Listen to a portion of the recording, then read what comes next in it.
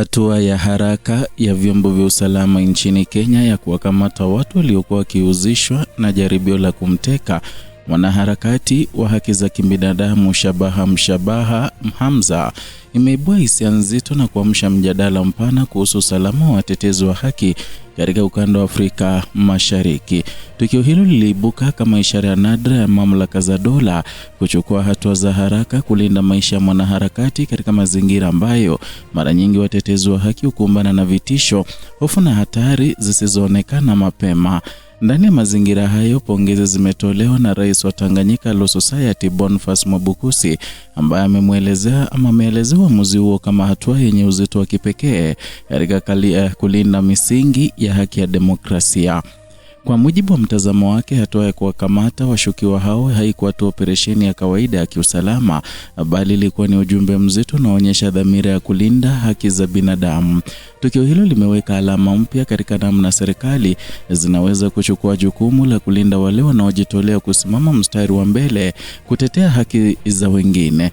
Na ndani ya muktadha wa Afrika Mashariki ambapo harakati za haki za binadamu zimekuwa zikikiukwa kwa kasi sambamba na changamoto zake, tukio hilo limeonekana kuwa kielelezo cha mwelekeo mpya wa uwajibikaji wa dola. Jaribio la utekaji lilomlenga Shabaha Hamza limeibua kumbukumbu za matukio mengine ya vitisho dhidi ya wanaharakati barani Afrika, ambapo mara nyingi matukio hayo yameacha maswali mengi kuliko majibu.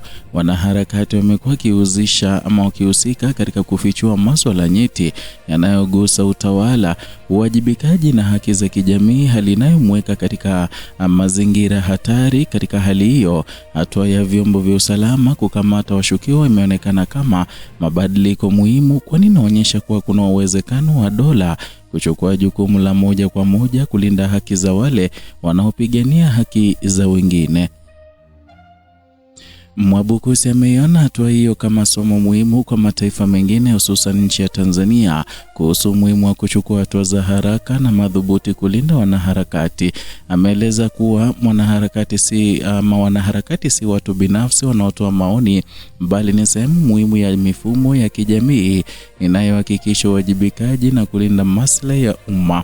Na kwa mantiki hiyo, usalama unahusiana moja kwa moja na afya ya demokrasia yenyewe. Na katika miaka hivi karibuni, ukanda wa Afrika Mashariki umeshuhudia kuongezeka kwa mijadala kuhusu haki za binadamu, uwazi wa serikali na wajibu wa dola katika kulinda uhuru wa kiraia. Wanaharakati wamekuwa wakichukua nafasi muhimu katika mijadala hiyo kwa kuibua masuala yanayohusu haki za wananchi, usawa na utawala bora. Hata hivyo, nafasi hiyo imekuja na gharama kubwa, ikiwemo vitisho vya usalama, mashinikizo ya kijamii na wakati mwingine hatari ya moja kwa moja kwa maisha yao. Hatua ya vyombo vya usalama nchini Kenya imeonekana kuashiria uwepo wa mifumo inayoweza kufanya kazi kwa ufanisi pale ambapo dhamira ya kulinda haki ipo, na kukamatwa kwa washukiwa kumesaidia kuzuia uwezekano wa tukio la utekaji kutokea, na kufanya hivyo kumezuia tukio ambalo lingeweza kuwa na athari kubwa kwa jamii nzima. Tukio hili limeweka wazi umuhimu wa hatua za mapema katika kuzuia uhalifu kabla haujatekelezwa kikamilifu. Na katika historia ya harakati za haki za binadamu barani Afrika, matukio ya vitisho dhidi ya wanaharakati yamekuwa yakionyesha udhaifu wa mifumo ya ulinzi. Wanaharakati wengi wamejikuta wakilazimika kufanya kazi zao katika mazingira yenye hofu na hatari, hali ambayo imeathiri uwezo wake wa kutekeleza majukumu yao kwa uhuru. Na ndani ya mazingira hayo, hatua ya kuwakamata washukiwa kabla ya tukio kutokea imeonekana kuwa mfano wa jinsi mifumo ya dola inaweza kufanya kazi kulinda haki za raia wake.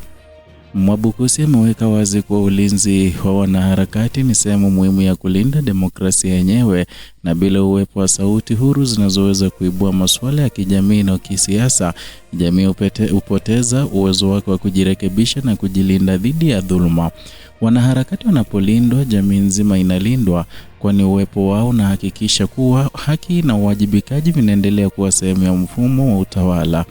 Aidha, tukio hilo limeonyesha umuhimu wa ushirikiano kati ya vyombo vya usalama na jamii kwa ujumla.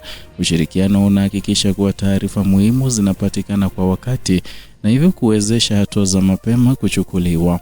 Mwabukusi ameonyesha kuwa mshikamano wa kijamii na uwajibikaji wa pamoja ni msingi muhimu wa kuhakikisha usalama wa kila raia, hususan wale wanaojitolea kulinda haki za wengine.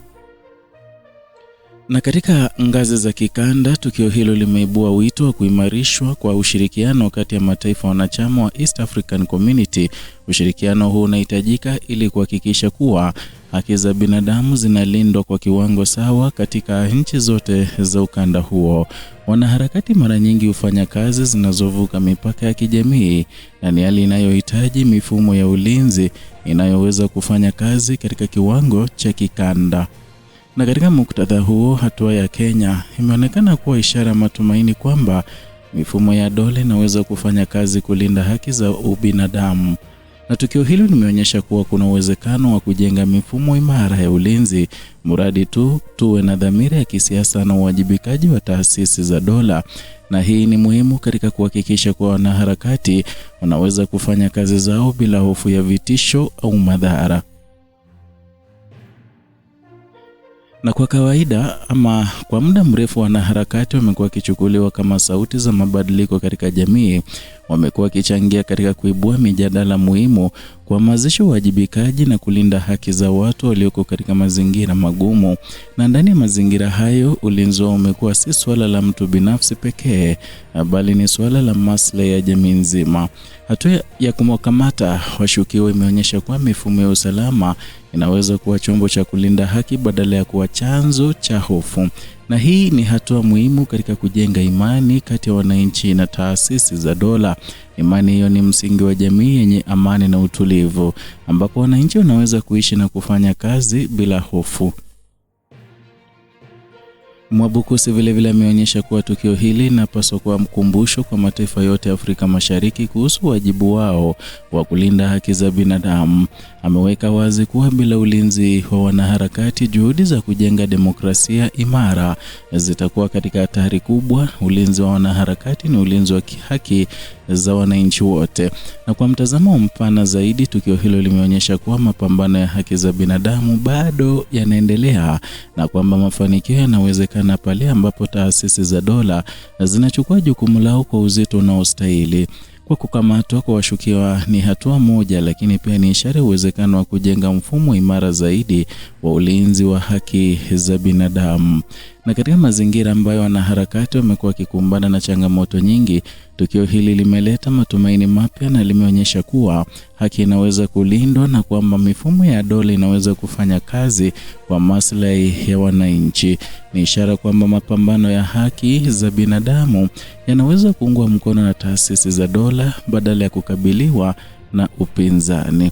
Kwa ujumla, tukio la kukamatwa kwa washukiwa waliokuwa wakihusishwa na jaribio la kumteka Shabaha Hamza limekuwa alama muhimu katika historia ya ulinzi wa haki za binadamu katika Afrika Mashariki. Limeonyesha kuwa kuna uwezekano wa kujenga jamii ambapo haki zinalindwa, wanaharakati wanaweza kufanya kazi kwa uhuru, na taasisi za dola zinachukua jukumu lao kwa uwajibikaji. Na ndani ya mazingira hayo, hatua hiyo imebeba uzito wa matumaini, ikionyesha kuwa mustakabali wa haki za binadamu unaweza kulindwa kupitia mshikamano, uwajibikaji na dhamira ya kweli ya kulinda haki za kila raia.